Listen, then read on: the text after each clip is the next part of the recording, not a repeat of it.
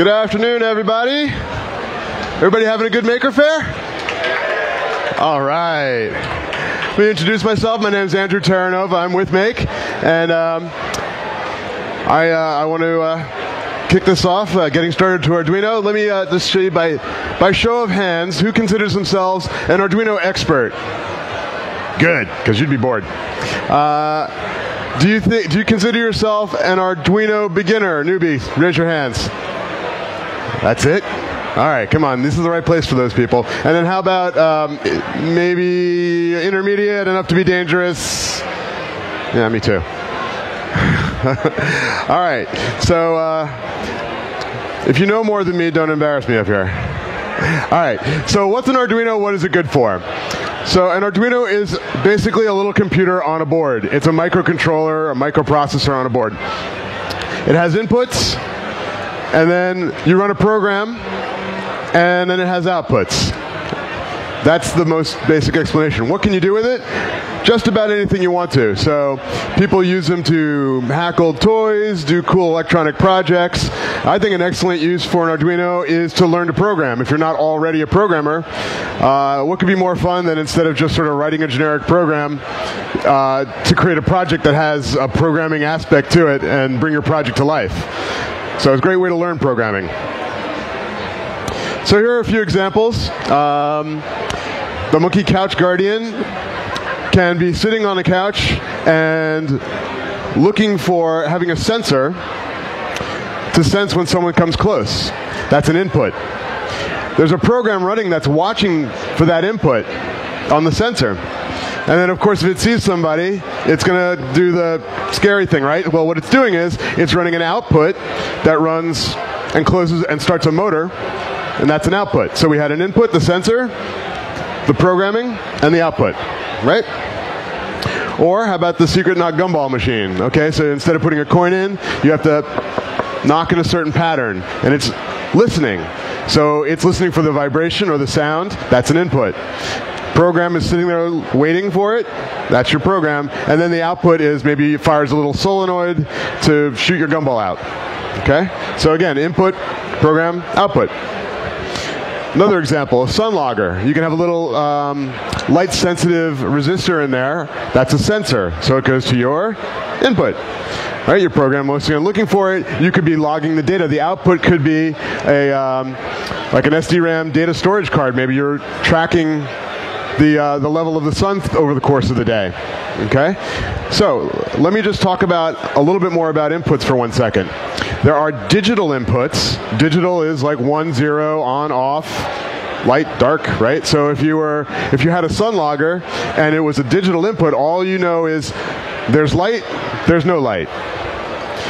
Arduinos also have analog inputs. That can tell you more of like a range of numbers. So how light is it? Okay, so you're going to hear analog and digital, right? That's on the input side. Now, the digital inputs can also be used as digital outputs, the same pins, but there's really no such thing as an analog output. However, there's kind of a cheat for that. On the digital output pins, you can, instead of leaving it on all the time or off all the time, you can pulse it. Now, each pulse is the full voltage output that the pin goes to, like 5 volts, let's say. But by putting it in pulses, it's on maybe only 50% of the time or 25% of the time. And you can use this to appear to be like less voltage. So for example, if you're running an LED and you pulse it, then it looks to be less than full bright. In fact, like if you see LEDs around that are like getting dimmer and brighter and dimmer and brighter, they're probably using what's called pulse width modulation on one of the digital output pins of a microcontroller, whether it's an Arduino or something else. Okay? So that's analog and digital. Okay, where can you learn about Arduino? A great place to learn about Arduino is Arduino's own website, arduino.cc. They've got references to all their commands, they've got examples, tutorials, and I often go back there myself and refer back to it. There are also some great books, and there's other websites. In the Maker Shed here, we have Getting Started with Arduino. There's a Getting Started kit if you need to buy your first Arduino, and there's also, I like to make robots. That's what I love to do. So you can get a book about making Arduino robots, which is a really good book. But there are lots of examples out there. Just search for them. They're out there. So let's talk about the boards. There are a lot of choices, and I don't want to make this too confusing. So here are like some 4 of the basic boards that you might choose. The Uno, if you just kind of like want to learn Arduino, that's a good place to start. Okay.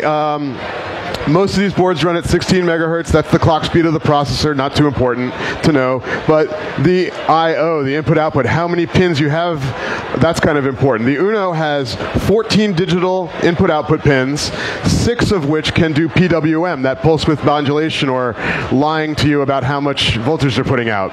And they have 6 analog inputs. The analog inputs are only input. Okay?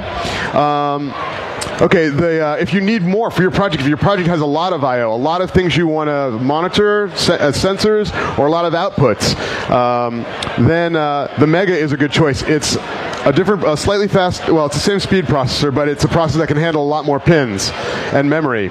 And it has 54 digital I/O pins, 15 of which can be PWM, and it has 16 analog inputs. So the basic idea is, hey, if you want to have a lot of I/O, the Mega, good choice. The Leonardo is a different processor. It also runs at 16 megahertz. It has 20 digital I/O, 7 can do PWM, 12 analog input. It has some built-in USB capability, so that might be a reason to go towards that board.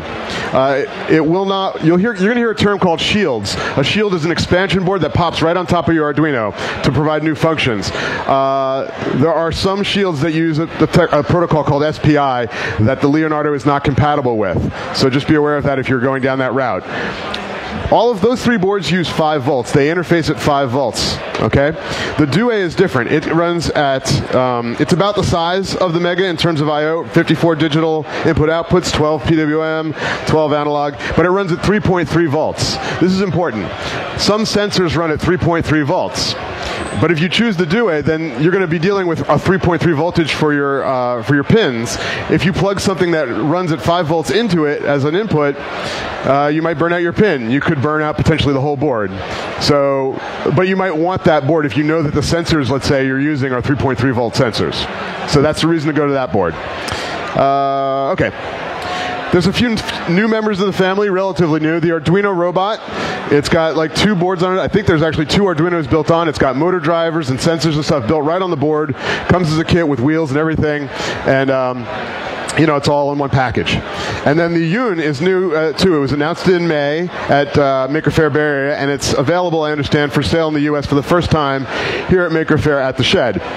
The cool thing about the Yun is it brings in Wi-Fi capability, which a lot of people have an interest in. Also, it has sort of another little processor on there that's running Linux. It's a version of Unix if you're not familiar. And some people want to be able to have that capability. There's a whole bridge module that lets the Arduino speak talk to the Unix speak. So again, I'm just going to touch on it so you're aware. If that's an interest, look up more information. Okay, now there are just a few other boards that you might be interested in. It's the Esplora, the Arduino Ethernet, the LilyPad, the Micro, the Nano, the Mini, the Pro Mini, and the FIO. Everybody got that? No? Okay, that's all right. There's a lot of boards, and you might choose them for a specific reason. Like the Esplora has some built-in sensors, like little buttons right on it. Let's say you wanted to make a little game controller or something. It's got some buttons built right on it, right? So it's a nice little thing for that kind of project. The LilyPad is really cool. It's that little round one in the middle. It's like about this big. It's great for making like a badge or a wearable or something you sew into clothing or a teddy bear. You can actually, it's got like holes. You can actually sew it in. So that's kind of made just for that sort of project. If you know you want to interface your project with Ethernet, the Arduino Ethernet is a choice. If you had an Uno or one of the other boards, you could also pop an Ethernet shield right on top and get that Ethernet capability. I'm not going to go through all the differences of like the Micro, the Nano, and all those. They run at some different voltages. They're small, compact. They're good for embedded projects. The only one I'll mention specifically is the FIO, which has a wireless protocol known as XB. You don't need to know what that is, but if you do know what that is and you want to play in that world, the FIO is a nice choice for that. All of these, the product information for all of these and all the specs are on Arduino's website. Just click on products and you'll see all these boards. Okay, let me just take you in detail through the Uno. There's a reset button. Along the top, there's a header pins. Those are called header pins. That's where those digital I/O pins I talked about are. In the sort of the bottom corner there in the middle-ish, that long chip is the brain. That's the processor. Along the bottom row of headers, those are power pins as well as the analog input pins. And then along the side is USB power. You also, when you interface to your computer to program it, you also plug in there. And that is usually when you're like working with it, you might power it from your computer while you're working on it, and then later on you might want to have it somewhere and run off batteries or like a wall wart, a power plug, and then you can plug it into the DC power jack. Okay, the shields we've talked a little about. There's shields for lots of things: motor drivers, servo drivers, LED drivers, all kinds of cool stuff. Or like this one's like a prototyping board. You can make your own circuit. Lots of choices. If you have a project you want to do, and you think you might need a shield, search for it. They're open source. People can make their own shield. So maybe someone's done your shield already, or maybe you want to look up the specs and make your own. Okay, what you need to get started is a computer. That's where the programming happens. You need a cable, and you need the actual Arduino. The software is free. It's available for download on Arduino's website. It looks like that. And there's example programs in there. You load the program or write it. You compile it, and then you basically download it into your little Arduino, and then it runs. There's a basic program that comes with the environment called Blink. If you know programming and you know what Hello World is, that's like when you first learn to program, people learn the Hello World program. Blink is like the Hello World of Arduino, right? If you first learn. The cool thing is, you get this, you don't know how to program, you never use an Arduino, you load the Blink program and the little onboard LED starts blinking. You're like, I did it! But then you look at the program, you're like, well, okay, how do I make the LED flash faster or slower? How do I make it use PWM and make it pulse instead of flash? Or how do I add a sensor and have the LED respond to my sensor, a button, a mic, right? So there's input, your program, and the output. Forget the LED, run a motor, run a servo, run whatever. Those are all your outputs, okay? I kind of talked through this. This is what it looks like. Here's we're loading an example sketch. That's the Blink one. It's simple. I always forget to say the programming language itself. Don't get too scared. It's C-like. If you know C programming. If you don't know C programming, there's a lot of examples and tutorials, so don't worry too much.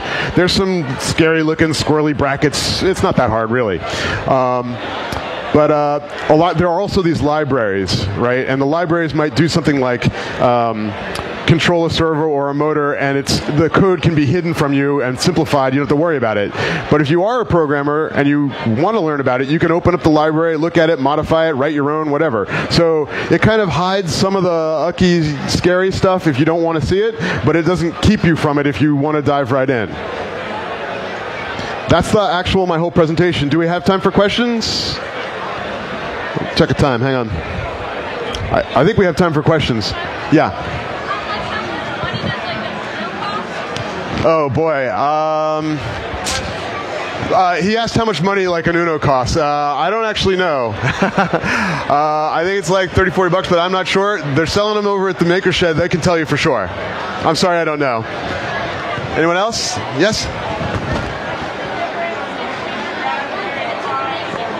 Oh, that's a great question. The next presentation is going to be on the Raspberry Pi, so you'll hear all about it in just a second.